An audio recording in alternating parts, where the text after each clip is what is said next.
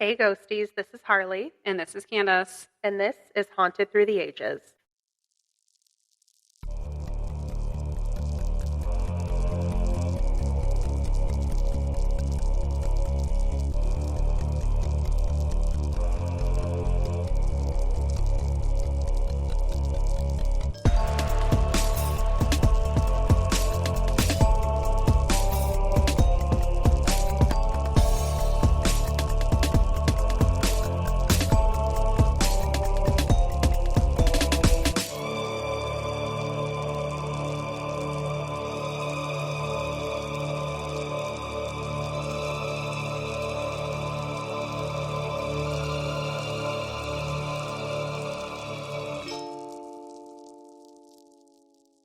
How are you doing today, Harley?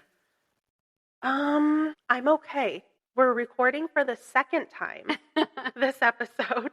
Some technical issues. I'm a little nervous about all of it, but I'm good. How are you? I am living my best life.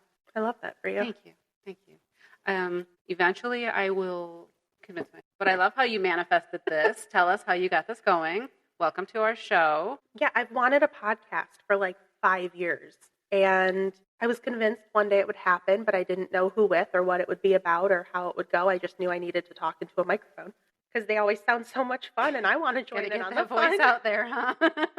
Everyone has so much fun, and I'm like, I want to have this kind of fun. So I came up to you and I said, Candace, I need a podcast. And you said, all right. And that was a few weeks ago, and here we are. Not thinking that it was actually only going to be a few weeks. I'm thinking a month, 3 months, 4 months down the line. Oh, no. Nope. She's like, we're doing this, ordering the stuff today. Yep. Oh, here we go. Let's go. There's no backing out. You agreed. I might have twisted your arm a little bit, but you're here. You know, it doesn't take much. I am a guinea pig. I have been my sister's guinea pig my entire life, so you're easy to get on I'm board. a tester. Why would that do that? Yeah, it was good though. And also, when this comes out, our intro will be in it.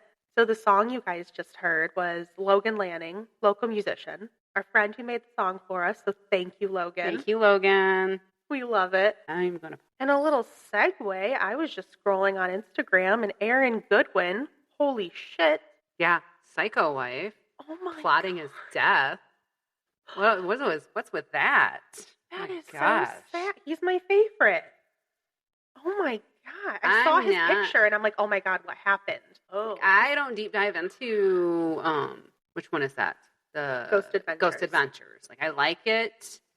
But I think I just like it for different reasons. The entertainment. Yeah, it's totally funny. Like I think it's just because I got more into the ghost hunters, so that like I like that crew, and so getting to learn a new crew just kind of took me a little bit longer. But holy cow!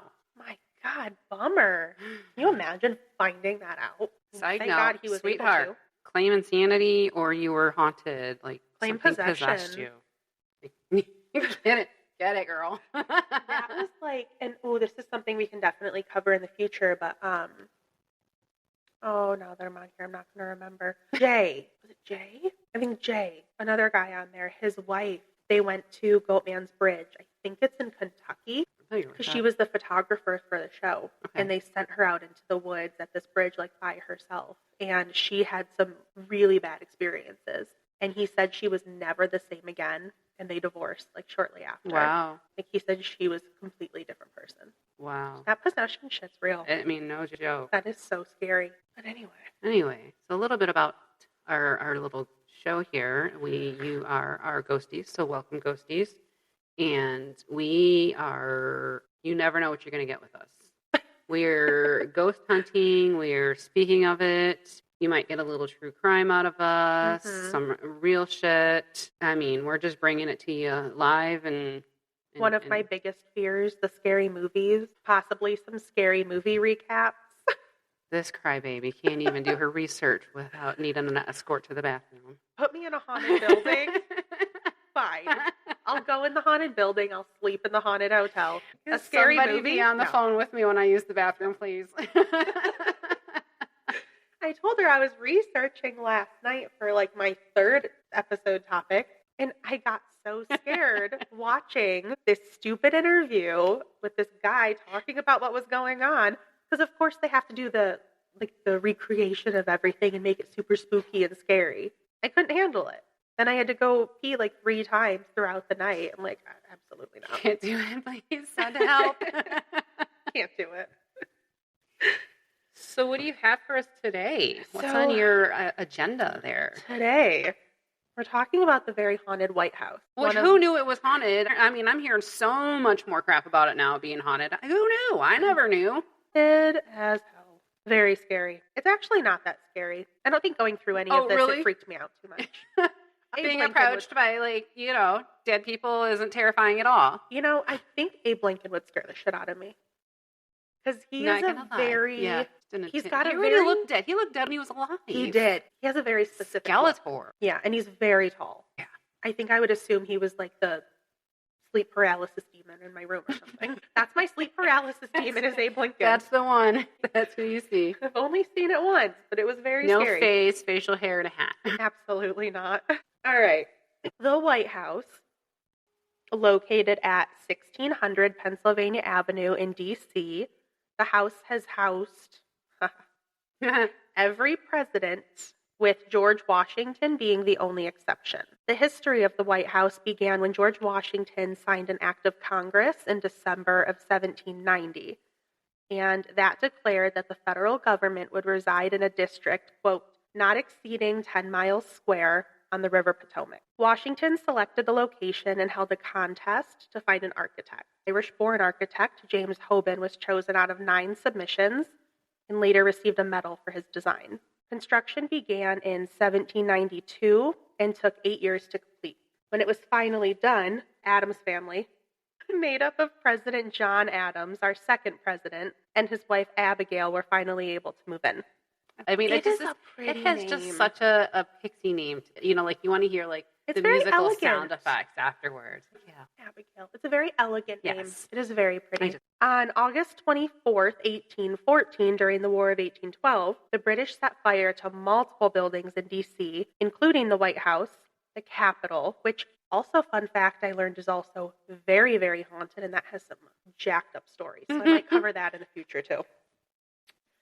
And the Library of Congress, which at the time held 3,000 volumes of rare books, and it was all burned to the ground.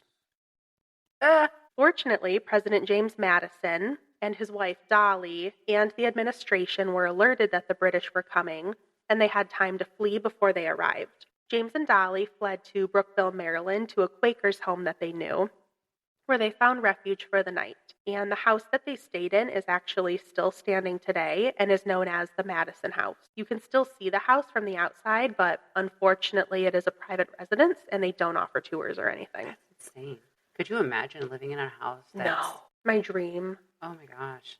I don't think I'd want a famous one, though. I hope they'd kept a lot of the antiqueness of it, though, and the furniture and whatnot. I can't imagine you wouldn't. I mean, taking a house from that time, I can't... To just destroy the history. But then you're sitting there with I don't know, somebody that died there. Ouch. You know what my favorite thing to do is? Because you know how much I love Zillow. And judging oh my God. $30 million houses in the middle of the night with $3 in my bank account.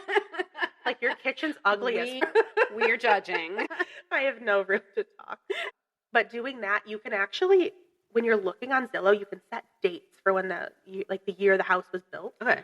I have found 1632 houses in Salem and stuff. It is so fun. Yeah, let's go live with the witches. It is scary. They're so creepy looking, but it's really fun. What?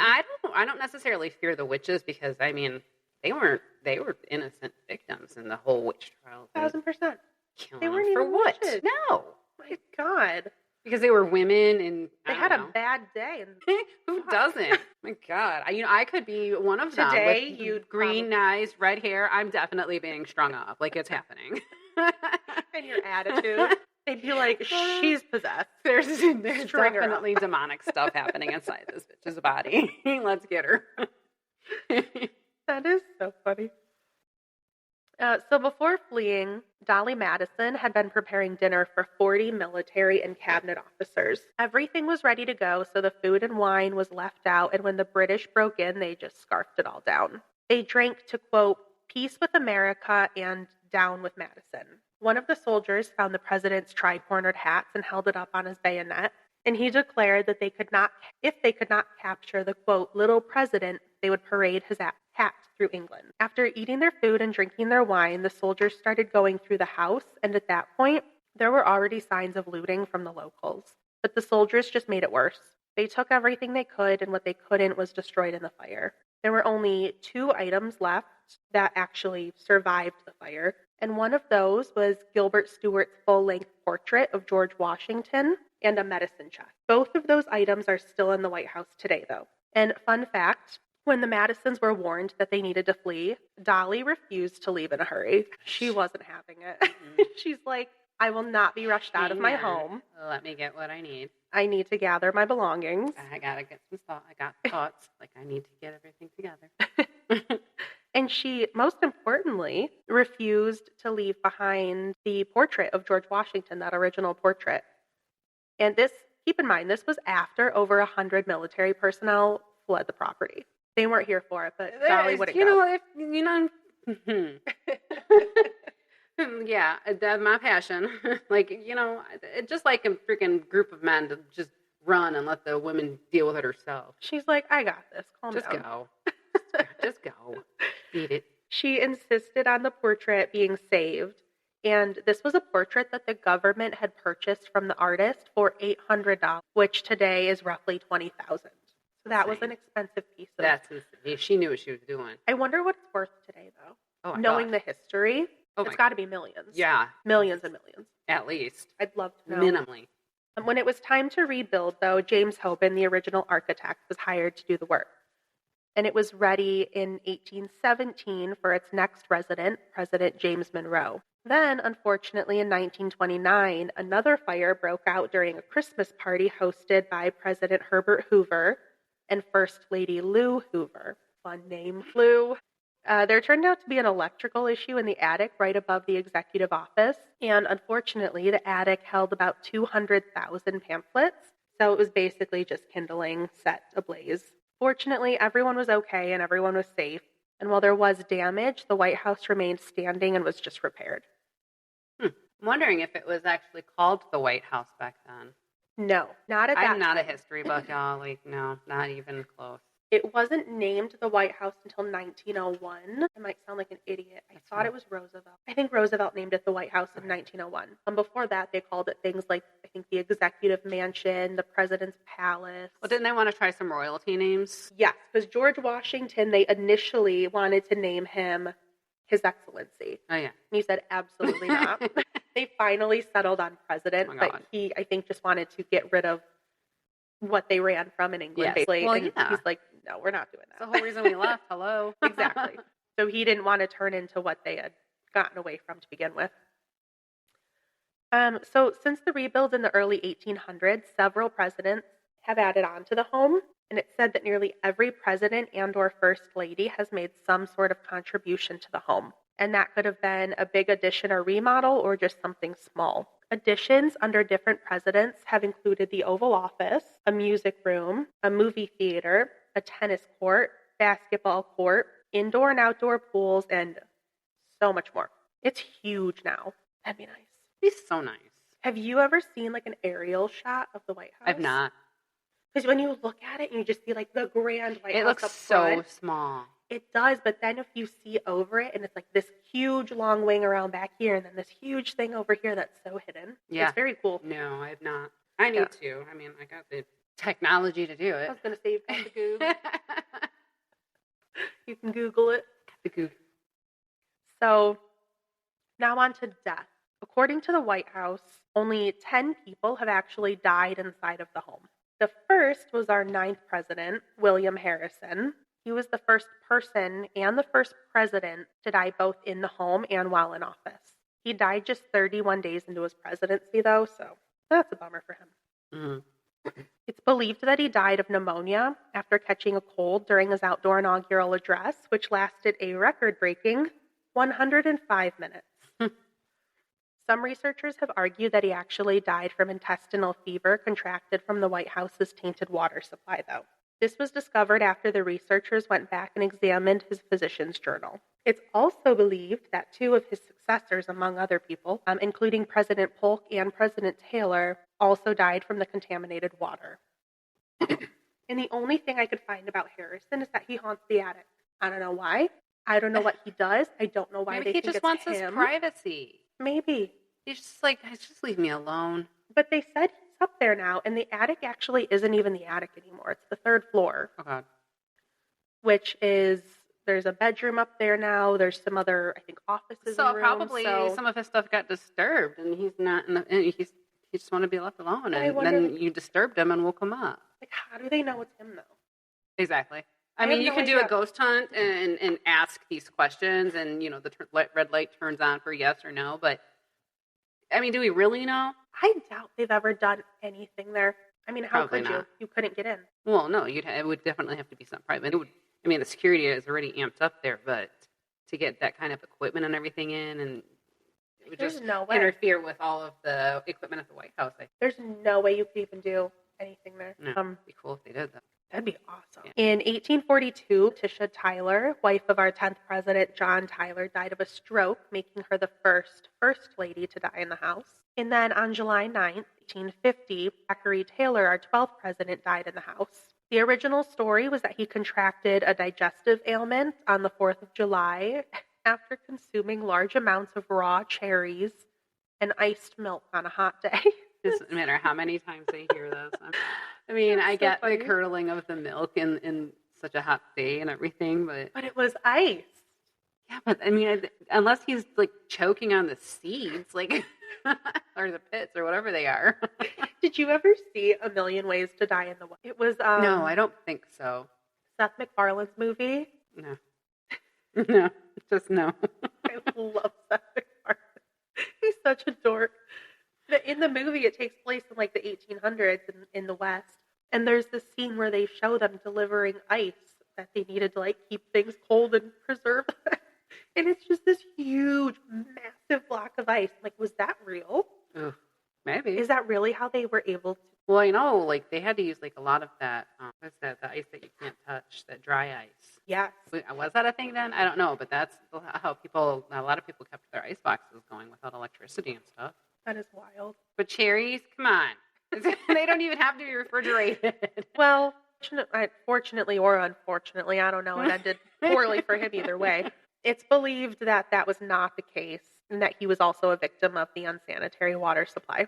Yeah, don't drink the water.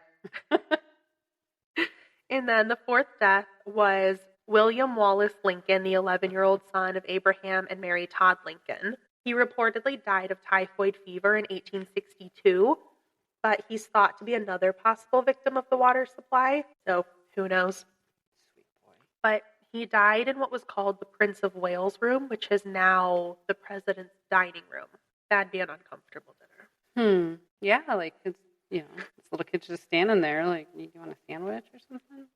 Like, can I get you something? Can I help you? That would be creepy though. You're just like having dinner with your family and you look over just this apparition that's just standing there like, no, why are you in my room? Absolutely not. No. I want to see an apparition so badly. No, you don't. But I know it'll change me forever. I want to experience it and say that I've seen it, but I know if it happens, no, I'm done. Yeah, no. I'm out.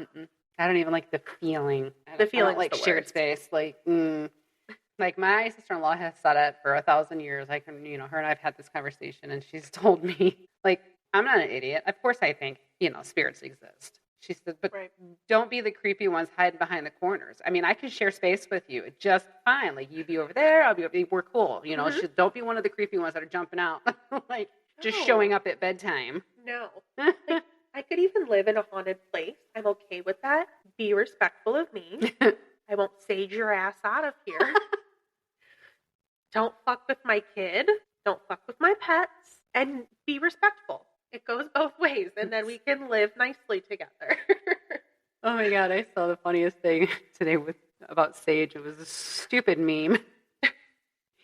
And the mom is sage in her house, and the kids are coughing, Mom, we can't breathe. She's like, that's right, demons. Wow, out with the kids. So the next person to die in the house was Frederick Dent, and he was Ulysses S. Grant's father-in-law. Nothing crazy happened. He was just super old. He died in 1869 at the White House at age 88. That was all. I think it's Alicia. I think that's how you say it. I did look it up. It is a man. Oh. Makes sense for the time period. Okay. Alicia Hunt Allen, a congressman from Maine. He was also a diplomat between the U.S. and Hawaii for more than 30 years, and he died of a heart attack on New Year's Day in 1883. And then Caroline Harrison, the wife of 23rd President Benjamin Harrison, died of TB in 1892. Ellen Wilson was the wife of 28th President Woodrow Wilson. Hers was kind of sad. In 1940, Ellen tripped and fell in her bedroom, and while the fall wasn't serious, the physician discovered that she was in late stages of Bright's disease, an ailment of the kidneys, and although the disease would prove to be fatal, both the doctor and Ellen agreed not to tell the president for months. They finally informed him 2 days before Ellen's death. Dang, that's sad. He didn't even have any mourning time. It was just, okay, well, I'm out. He was probably too busy running the country to notice. Yeah, but maybe it was, it's better that way. Yeah. And then we have Charlie Ross. He was the press secretary for Harry Truman. He died of a coronary occlusion at his desk in the White House in 1950. And the most recent reported death, who really knows, inside the White House was Truman's mother-in-law, Margaret Wallace, in 1952. Oh, the blessing herself. Yeah, so this is a fun story. Wallace made the move to the White House when Harry became president, sharing a bedroom with Truman's daughter. And the mother-in-law and President Truman did not have a good relationship. She thought even the president he just wasn't good enough for her daughter. And she insisted on addressing him as Mr. Truman and openly criticized the president regularly. Bless his heart. God bless him. God bless him. He took funny. it like a champ and never disrespected that woman not one time. It's true. At the age of 90 when she died, Truman wrote in his diary, quote, "She was a grand lady. When I hear these mother-in-law jokes, I don't laugh." I love how he's married to her daughter, the father of her, at least, granddaughter, and her president. And he's putting a roof over her head. He's eating her. He's taking care of her. And she's like, fuck the president. You're running the country. Still not good enough. Not for my baby. No. And my favorite part is she openly criticized the president. So that to me sounds like politically. She's like sitting at the dinner table like, what'd you do? Just sign papers today? Ooh, big hard job there. Oh my God. He probably just like shook his head. He's like, this old bat. Yes, Mom. Yep. Whatever you say. That's funny. That's a funny tale. Yeah. So now on to the hauntings. There are some former first ladies that probably brought some ghosties in. Mary Todd Lincoln held spirit circles and seances after her son Willie died. And this was during the Civil War when spiritualism was very, very popular because there were so many families just desperate to contact their loved ones who died in the war. I hear she was like one of the first ones to have a Ouija board. And it wasn't even called Ouija board then. Yes. Absolutely true. Ugh. And that was because I was listening to that same podcast that today. Same episode. I was like, are you kidding me right now? And it was Maggie Fox, one of the Fox sisters, who like really pushed spiritualism during that time. Because there were so many people who were just so desperate. Yeah. And then they had also mentioned that whether it was your son, your brother, your dad, grandpa, cousin, uncle, whatever, they went off to war, and a lot of times the bodies weren't found or able to be identified. So you never knew if they died. Right. It was just like, maybe they'll show up someday, maybe they won't. Yeah, they didn't know then that, what they're doing is summoning evil, not good. I mean, there's nothing good that's coming from that. But at the time, there was no knowledge of it. It was, oh my gosh, I'm able to speak to my child. I'm able to speak to my son, my husband, or that is child, my husband, or my wife, or I don't know. That would terrify me alone. Just to be that desperate, though. Yeah. Like, I just want to know if they're on the other side or if they might come home one day. Like, horrible. I so can sad. get that because there really is no. They didn't have anybody going from house to house letting you know. Oh yeah, by the way. No. That's so That's sad. Very So there was also a man named Jeremiah Jerry Smith who began working at the White House in the 1860s under President Grant. Over his 35 years there, he worked as a footman, a butler, cook, doorman, and official duster. Sign me up. Right. I just got to walk around there all day being the official duster. I can dust. Absolutely. I cleaned houses before. I can dust. I know. And being there for so long, Jeremiah saw some shit. He claimed to have seen the apparitions of President Lincoln, Presidents Grant and McKinley, and several first ladies. In 1911, during the Taft presidency, a little-known spirit of a teenage boy began showing up quite often and terrifying the staff. They estimated the boy to be about 15 years old, and this is really unfortunate, but they just referred to him as the Thing, which, give him a name. Something. Hey, Bill. I don't know. How you doing, Rob? You know, something. Hey, Frankie, what's up? I get that, they're terrified that it's a spirit. What do we call it? But at the same time, you can see that it's clearly a boy, and it was at one point. Yeah. And he never, as far as I could tell, never did anything malicious, never purposely tried to scare anybody or anything. But President Taft's military aide, Major Archibald Butt, it's spelled B-U-T-T, I swear to God. I'm going to giggle every time she says it to you. He wrote to his sister Clara, quote, "It was this manifestation of the Thing which has caused such fright among the servants. They say that the first knowledge one has of the presence of the Thing is a slight pressure on the shoulder, as if someone were leaning over your shoulder to see what you might be doing. Several of those who live upstairs say they have felt this pressure, but when they turn around, there is nothing to be seen." It's reported that this boy has been felt more than seen, and apparently only one person has ever claimed to actually come face to face with him. And that was a woman named Florence Marsh, who was Mrs. Taft's maid, among many other things. She claimed to open a door and come face to face with the boy, and she fainted right away. Oh, gosh. They say that when she was found, she was frantic trying to share with the staff what she'd seen. And while she's the only reported staff member to see the boy, they've all had experiences in the White House, and everyone believed her. She described the boy as that of a young boy with light hair, not well combed, and with sad blue eyes. So probably because you call him the Thing. Well, yeah. Now, are we thinking people had contacted with him? Just a cold touch or just a feeling? I think it was both. There was only one visual. How do they know it's him? Right. Or maybe it's just I feel like there's a boy. Yeah, I feel something. Yeah. He's not telling you. You're not seeing them, but maybe because that's the only story they have to go on, that it had to have been the Thing. Yeah. That's terrible. It's so mean. I feel bad for him. He's young. He's probably lost and confused. And he's he should have zagged. He went the wrong way. Sad. Well, a lot of them spirits like that, they don't even know that they're dead. Where was it? Was it the Lizzie Borden house, maybe? Oh. There was one. I could be wrong, but that's the first place I was thinking of, where somebody said they went in to do a ghost hunt or tour or something. They were there for something.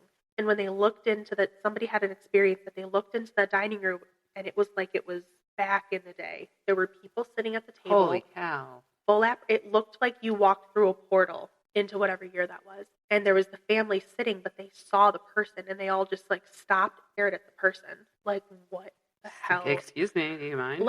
They were the ghost. And they're I'm not the ghost, you're not here. And it was 2 times just crossed over for a second, and then it just vanished. It's insane. And it's at that point in time, was that family eating dinner, and then they're just what is this ghost doing in our home? Can we help you? And no, I've been sitting in my apartment and just watching TV, and somebody just opened the door and walked in because they walked into the wrong apartment. So I'm figuring it could be that type of a situation. This person just walked in, and they're can we help you? Can we help you? So scary. I've heard people doing that when they're drunk. Passing out on a couch. The apartments all looked the same at the time. So, note to self, keep your door locked. I don't care. Just Always. Keep it locked. And we felt like we're just a family of 4 sitting on the couch watching, a movie before the girls had to go to bed before school. We're just chilling, hanging out. And this person was oh my God, I'm so sorry. Could you imagine the humiliation of that poor girl's face? I was just all right, gonna lock the door now. Was it a guy? No, it was a girl, a young girl. Can I help? Which one are you looking for? Maybe I can guide you. Oh my god. Yeah, it was really funny. We just sat there. It was just like, that was the only, the many years that I've lived there, luckily that was the only time that situation ever came up. But it was just like, huh, welcome. Like, we're welcoming people. It's not that welcoming. She's lucky she walked into that house. You walk into the wrong person's house. Yeah, Matt, that's exactly what Matt said. You know, growing up in the neighborhoods that we grew up, you're lucky. Lucky you bumped into us. You walked into the wrong house. You weren't walking out. I mean, it's scary. Yeah, well, I don't know what this girl's intention was. Mm-hmm. You know, but she backed up as quickly as she walked in. As soon as she saw us, like, huh, I'm so sorry. And I'm like, okay, and lock. That's so scary. So, let's see. So when word got back to President Taft, he ordered Major Butt. Okay, I'm 5. Like, I'm like Bart Simpson. Every time I hear the word butt. That's so funny. He ordered Major Butt to tell the White House staff that the first member to repeat stories about the thing would be fired. He thought it would bring bad press to the White House, and he wanted nothing to do with it. They don't have an official answer for who the spirit might be, but they do have a few ideas. The first is Alexander Kerr, who passed away in 1808, and he was just 9 years old. He was taking a shortcut home from school, and this little shortcut happened to cross the White House lawn, which weird, but times are different. It wasn't fenced in then. There was no bushes around it, nowhere to tell one property to the next. Yeah, no major secret service. I mean, they had military, but I don't know how much they were doing. Then, right. Sorry, my bad. He's just crossing over the president's lawn, and the only thing out there were sheep belonging to Thomas Jefferson. And one in particular was actually a Shetland ram. And they typically have 2 horns, but this ram had 4, like a demon, and they all pointed straight forward. And this ram was known to be aggressive. He was quite an asshole. The person who actually worked to take care of the animals had warned Jefferson multiple times that it was aggressive and violent. But Jefferson thought he could breed it to produce the finest wool, so he didn't care. So let's breed the demon ram and he knew the ram had already injured a Revolutionary War vet and then later killed its own young. But on that day, the ram charged poor little Alexander, and he died just days later from his injuries. So the second possibility is Benjamin Pierce, who was the son of President Franklin Pierce. Benjamin was only 11 in 1853 at the time of his death, and he died in Andover, Massachusetts while riding a train with his parents.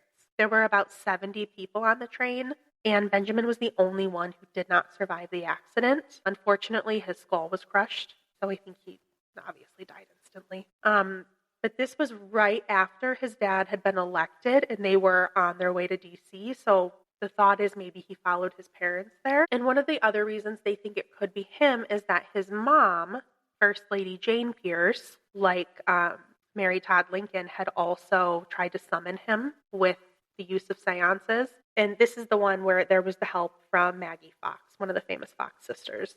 So maybe she did bring her son there. The third possibility is a young man named John Burns. He was 20 years old at the time of his death, and he was the son of the original owner of the property that the White House sits on today. There's very little known about him, but we do know, that's a lie, we don't really know. They say he died of virulent Potomac fever in 1792. However, I looked up Potomac fever, and it's only in horses. It is not found in humans. We don't know what happened, but he died there. And a little side note, he had a sister named Marcia, and the only person that, the thing revealed himself to was a woman named Marsh. So there's another thought. Is it a coincidence? Did he feel comfortable with her? He found some sort of similarity. The last guess, which I don't really think it is, but we'll see, is Willie Lincoln, who we mentioned earlier. He was only 11 when he died, but he did have blonde hair and blue eyes. However, people have claimed to see Willie, and there was even a worker under President Grant in the 1870s who claimed to have a conversation with Willie. Oh, geez. So there's obviously people who have said, oh, there goes Willie Lincoln. There goes Willie. At least he had a name. But multiple people have not seen the thing. So who knows? Who knows? And also just a little side note about Major Archibald Butt, because I feel like he was an important part of our story here.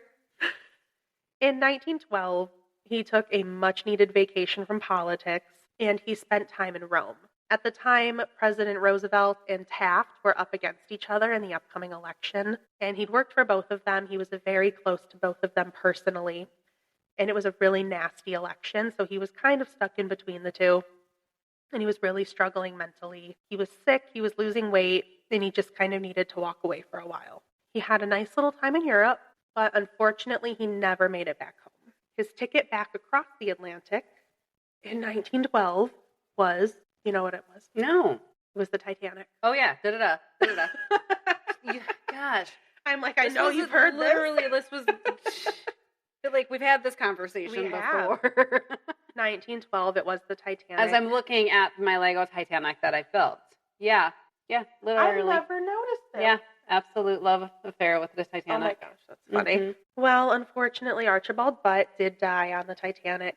It's reported that he was spotted helping women and children into lifeboats until the end. And now there's a memorial fountain for him that was constructed at the White House in 1913. So he's remembered. That's sad. The whole situation is sad. Yeah. And speaking of, the one I was telling you about that scared me last night has to do with the freaking Titanic. So yeah, I love it. It'll be brought up again soon. I love it. Stay tuned. Yes. Thomas Jefferson, the third president, and the dude with the ram, loved music, specifically the violin. And it's reported that even today you can hear a violin being played in the Yellow Oval Room. Mary Todd Lincoln had a lot of experiences in the home with several spirits. And it was reported that she said to a friend, quote, my, how that Mr. Jefferson does play that violin. Oh my gosh. I don't even think that would terrify me, just randomly hearing music. I don't know. Like, I can say, like, I'm going to be so brave and everything's going to be great and I can handle it, but I'm not going to lie, I probably would curl up into a fetal position in the corner somewhere. I think it depends on the circumstances, though. If you're living in, like, the Conjuring house, it'd scare the shit out of me. Who's living in the Conjuring house? You'd be surprised. Oh my God. There's another future episode. But, like, in the White House and you knew it was him, like, there's Jefferson playing his violin. They're probably if I see red rum in a mirror, I'm not moving in. No. I don't blame you.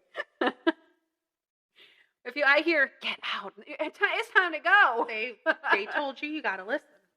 Yep. There's a reason they don't want us here, and we going. Abraham Lincoln is one of the most prominent ghosts of all, and he's actually known as the White House ghost. He's the big kahuna around there. He's the king. The first official sighting of him was by First Lady Grace Coolidge. She spotted Lincoln standing by a window in the office, which was formerly his bedroom. She said that he was looking toward the Potomac River where there had been a Civil War battle. And then my favorite sighting of him was in 1940 by British Prime Minister Winston Churchill. He had just gotten out of a bath and was buck naked and smoking a cigar. And when he walked from the bathroom to the bedroom, he saw Lincoln standing by the fireplace. And when they looked at each other, Churchill's famous line now is, "Good evening, Mr. President. You seem to have me at a disadvantage." Only are you coming face to face with this president? You were holding on to that towel for dear life. No, naked. He didn't have a towel. Not even a towel. Oh my God. He's just in his buff. Naked. Poor Lincoln. He's like, I'm not coming back. This is just traumatized. We are both traumatized. He's like, but you're the dead one. Lincoln's at the pearly gates. Like, why are you back? No, I'm not doing it. Look, you have no idea what I just saw. Well, Churchill then requested to never sleep in that room again. I mean, can you blame him? It was indecent. While visiting in 1942, Wilhelmina of the Netherlands heard a knock on her bedroom door, the same room given to Winston Churchill, the Lincoln bedroom. And when she opened the door, the ghost of Lincoln was just standing there in her doorway, and she, like others, fainted. Duh. Abigail Adams has also been seen quite a bit.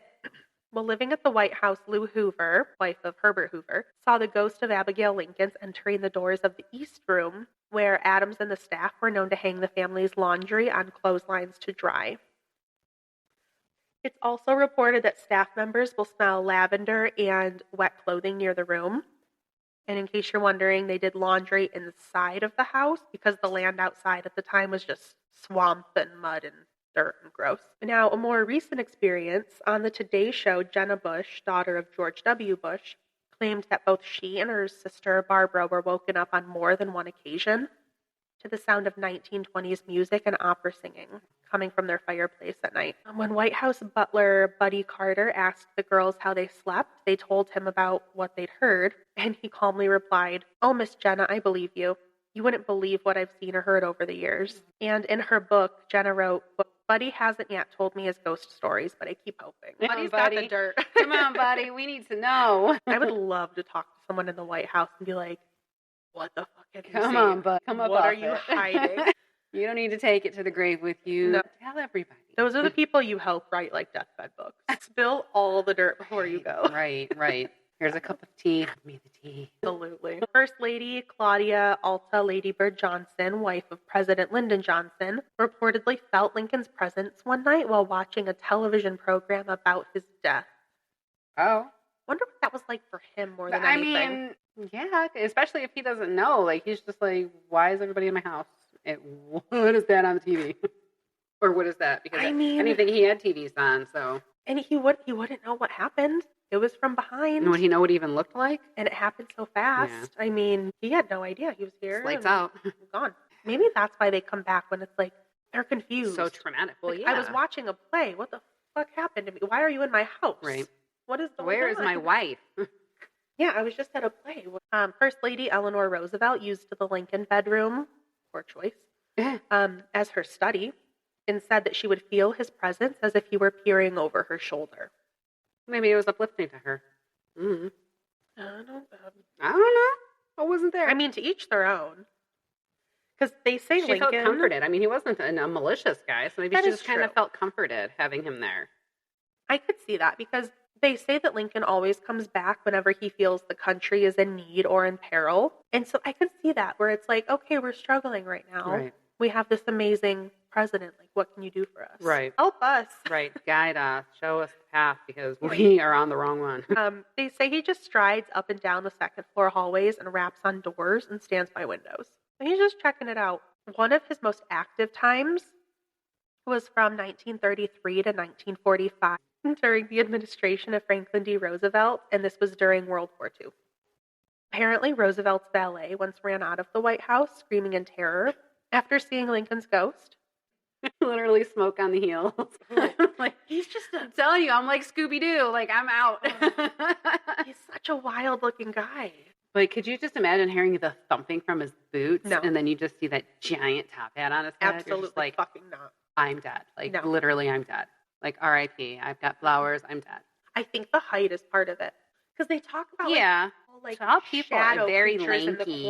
Yeah, very lanky. It reminds me of that. And, oh gosh, where was it? Is it Waverly Hills Sanitarium? Somewhere where it was an asylum. Uh-huh. And there was this one guy who was like 7 feet tall. Oh, and God. Just this huge guy. And apparently he's nice and he like watches out for people, but also like he shows up. Like they can see his shadow, and I know.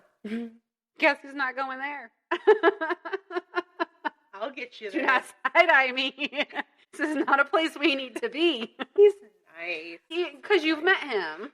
No, but I've heard things.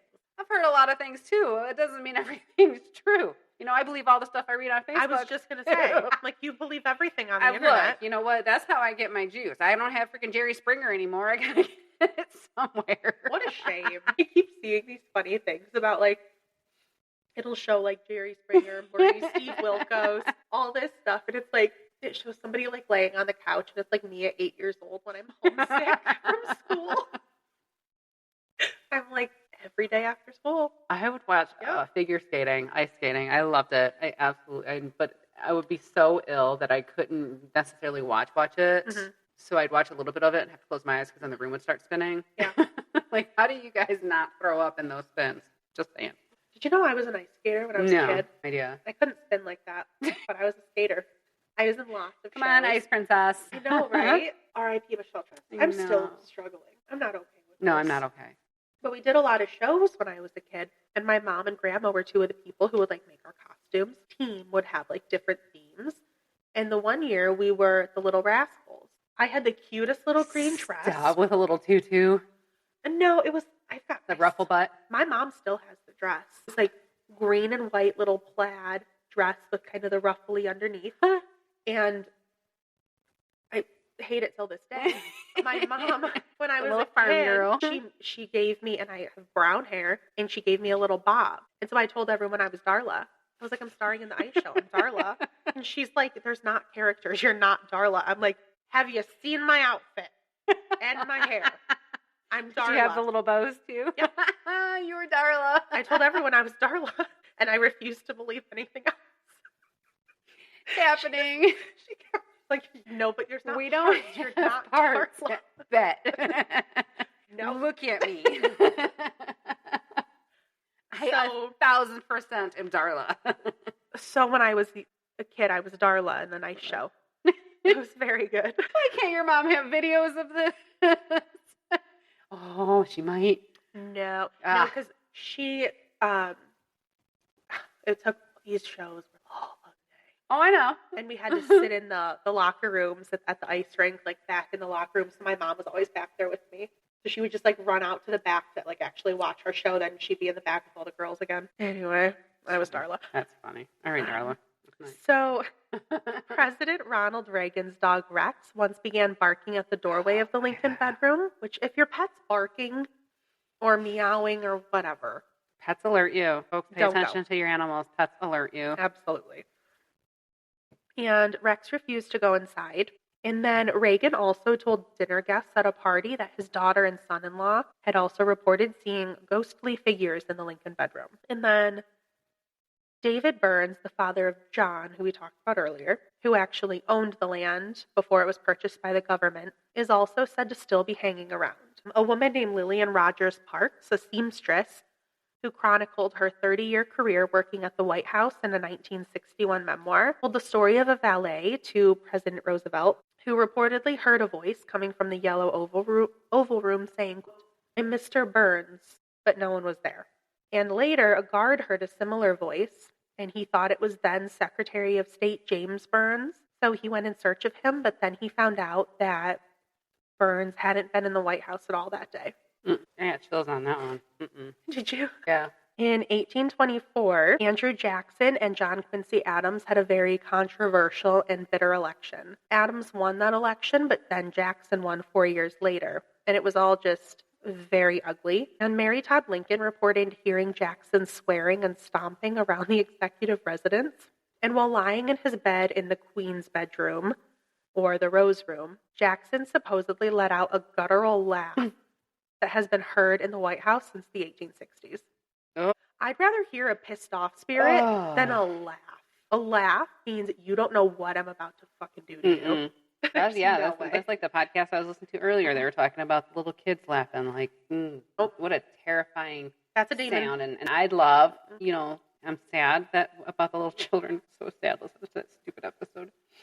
But, but they're none the wiser. So, I mean, are they just playing because that's all they know to do? They're just playing. But to hear the giggles from these little girls, no. Little kids, I don't know if it's just girls, but. That's a demon. Very happy one, but. It's believed that the Rose Room where this happens is the most haunted room in the White House. And then in June of 1945, President Harry Truman wrote to his wife Bess about life in the White House during the first 2 months of his term. And he wrote, quote, "I sit here in this old house and work on foreign affairs, read reports, and work on speeches, all while listening to the ghosts walk up and down the hallway and even right in here in the study. The floors pop and the drapes move back and forth. I can imagine old Andy Jackson and Teddy Roosevelt having an argument over Franklin Roosevelt." Then one night in 1946, Truman was awoken by a knock on his bedroom door. And when he went on to share what happened next in a letter, it read, quote, "I jumped up and put on my bathrobe, opened the door and no one there. Went out and looked up and down the hall, looked in your room and Margie's, still no one. Went back to bed after locking the doors and there were footsteps in your room whose door I'd left open. Jumped and looked and no one there. The damned place is haunted, sure as shooting." Secret Service said not even a watchman was up here at that hour. You and Margie had better come back and protect me before some of these ghosts carry me off. First Lady Michelle Obama said that she and President Barack Obama would hear noises coming from the hallway outside of their room. And she also claimed that family members felt an odd sensation as if someone was gnawing at their feet. Perhaps the ghost of a White House. And then a woman named, I think it's Anna Surratt, is said to bang on the doors of the White House, pleading to see President Andrew Johnson. While she was alive, she'd been there to beg for a pardon for her mother, who was Lincoln assassination conspirator, Mary Surratt. No kidding. Crazy. Many historians credit Dolley Madison with establishing the first rose garden on the grounds. And when President Woodrow Wilson's wife, Edith, his second wife we mentioned earlier, his first wife, Ellen, had died, Edith asked 2 employees to transfer the garden to another location. That never happened because Dolley Madison's apparition showed up and yelled at them. She was not having it. She yelled at them and the employees got the fuck out of there and they never came back. And to this day, the rose garden remains in its original location. Look, that's where she wanted it. Stop trying to make things different. She put it there because that's where the fuck she wanted it. Exactly where I wanted it. Hell, what are you doing? So the rose garden remains in its original location to this day. And the lilac was Dolly's favorite flower. I love a lilac. When that breeze comes in your house, that lilac. Oh, love a lilac. The first house I grew up in, there was one right outside of my brother's bedroom window that we could smell. And then my grandma has had a row of them at her house. Oh, I love it. There was one at another house, whole row of them at another house. And now at my mom's, right in the corner by like her office window, there's a lilac. They only last for like 2 weeks. But as soon as they start blooming, I'm like, snip, snip, snip, snip. They have a lilac festival up in the UP, and I want to go like every year. The one on Mackinac, too. Yeah, that's what I'm saying. And every year I'm like, I want to go. And then, because 3 days later it's gone. Right. Yeah, they don't last. I would love to go during that. We are going to go to Mackinac, though. Oh, my God, the hauntings. Let me tell you. So much to talk about. So my husband and my nephew snuck into the Grand Hotel. Yeah. They just walked in. We're like, where are you guys? You know you can go in, right? No, I don't know that because I've never been there. It's open to the public. They have a restaurant and stuff. Yeah, I know that now. You can't go into a room. But they went on a whole adventure. They're walking up and down the hallways. Haunted as fuck. Yeah. They're going on an adventure. Like, where are you two? That one scares me. Because I will definitely cover it one day. There's a whole ass poltergeist. A mean one. There was a movie filmed there with Christopher Reeve. Oh, back in something time. A Moment in Time. Something like that. In the 50s, I believe. Oh my gosh. And what's her name? Oh, the really pretty one. Oh, she's gorgeous. I don't know. She was the mom from Wedding Crashers. I always remember. Jane Seymour. Jane Seymour. I love her. Yeah. She was there, I think the last time I saw, the year before last at the festival.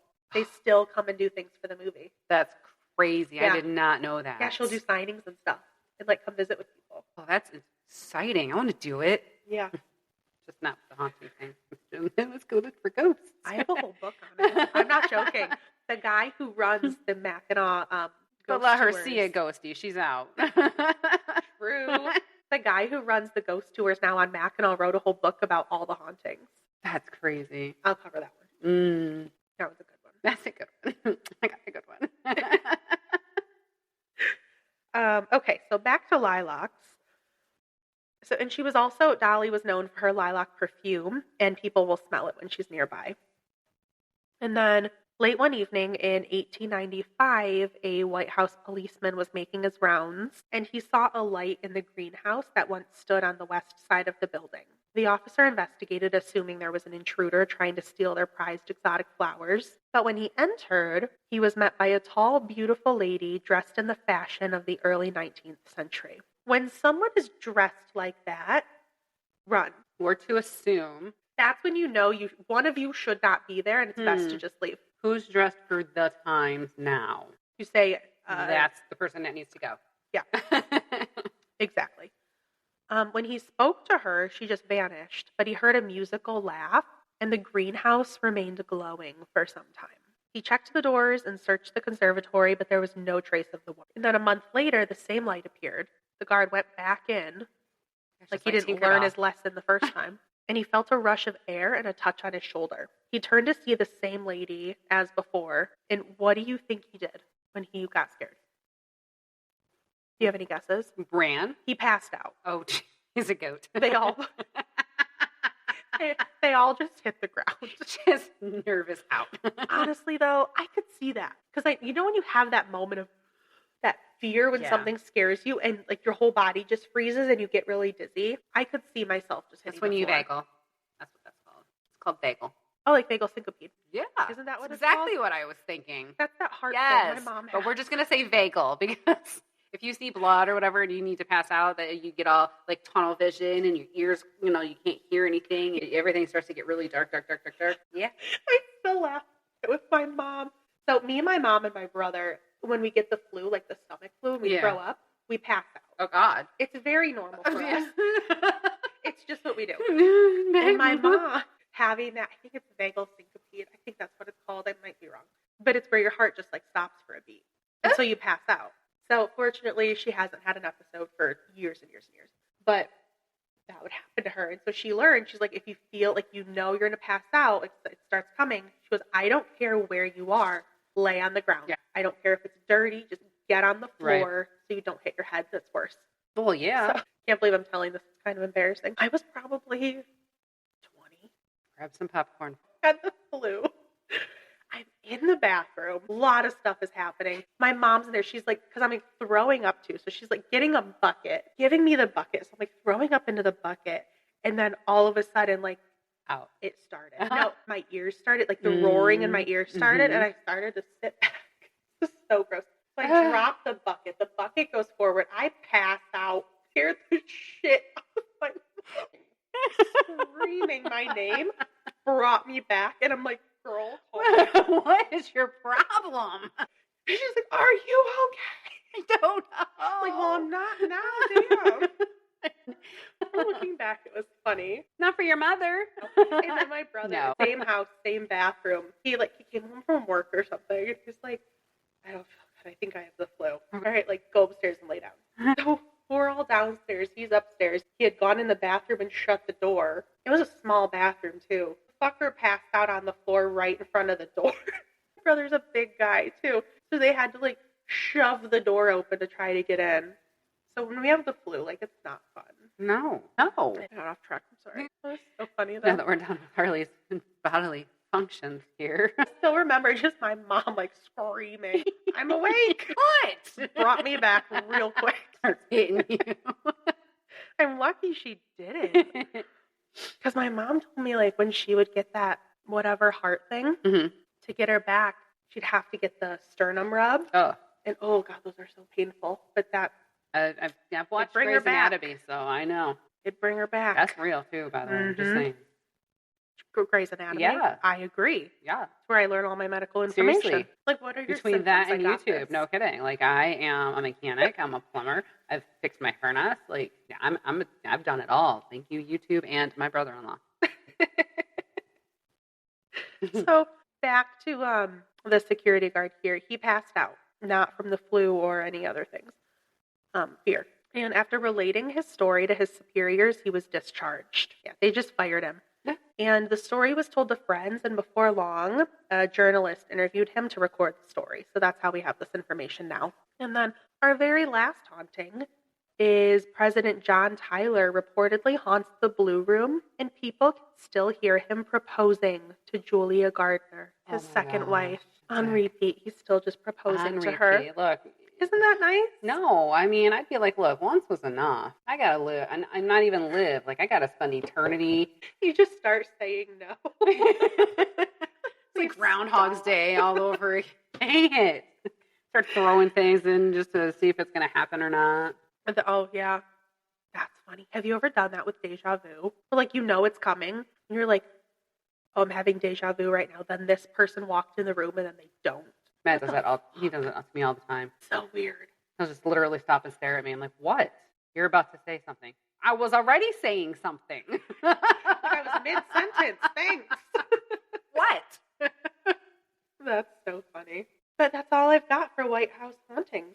That is it today. Exciting. Thank you so much. very informative. Way less informative than the first time we recorded this. I got my research under control because I was a little wild with my history. But it really triggered something because when I was listening to that podcast earlier at work, I was like, oh, I already know this. A little bit more than I don't know if you touched on the Ouija board before, but hearing it this time, I was just like, whoa. We just did the seances. We just talked about that in this one. But I would love to do an episode one day on the Ouija board and then also the Fox sisters and spiritualism. Apparently it means yes, yes. Yes. Yes. French. We and G. I don't remember what the G is. I don't remember. It was French and something else. Yeah. Yes. I'm saying no. I'm going to put that out there right now because she's going to force me into doing it. Never a Ouija board, but the episode. Never a Ouija board. We're not bringing any kind of that terrifying stuff. No, I got a little fur babies to worry about. No. Nope. Mm-mm. I don't mess with demons. We do not do the demons, y'all. Mm-mm. There will not be a Ouija board in my future. Well, that was that. So we think the plan is to put out an episode every Wednesday. We would also, if anyone has any stories they want to share, especially about places we actually cover, if you've ever been, we'd love to hear your experiences. But it could be anything, any scary, exciting experience. What happened when you were a child and you saw something in the closet? Anything. We love stories. Like, tell us all of your stories. We'd love to share them in episodes, have special listener episodes. And then you could also, if you do want to send us one, you can send us an email at hauntedthroughtheages@gmail.com. You can also follow us on Instagram at hauntedthroughtheages. Is there anything else? I think we covered it. I think that's about it. I certainly hope you guys like it. And going forward, we're just going to have fun with it. We're just going to roll with it. We don't have any set plan of how we bring it to you because, it's just who we are. We interrupt each other's stories with good stories and we get back on topic. So love us or hate us, but we're here for you. Do you want to give them a hint for just maybe where your story is going to take place next week? We are taking place next week in Charleston, South Carolina. I'm very excited. And I've been there, which is even more, creepy. I've never had, a little emphasis on my never had experiences there, but I'm infatuated with this home. So hopefully I get really, really good ghosty stories on it. But the history of the house alone is just fascinating, and I cannot wait to share it with you. I'm very excited to hear it. Sorry. Oh, my cat bit me. Does he want another treat? No, it's the little black one. It's Revan. Oh. He's the terror one. He just wants the rubs, and then he bit me. Clearly, he was done. Learning. He was done. That's enough. I'm sorry. I know I should know boundaries. And that is a boundary, and I respect boundaries.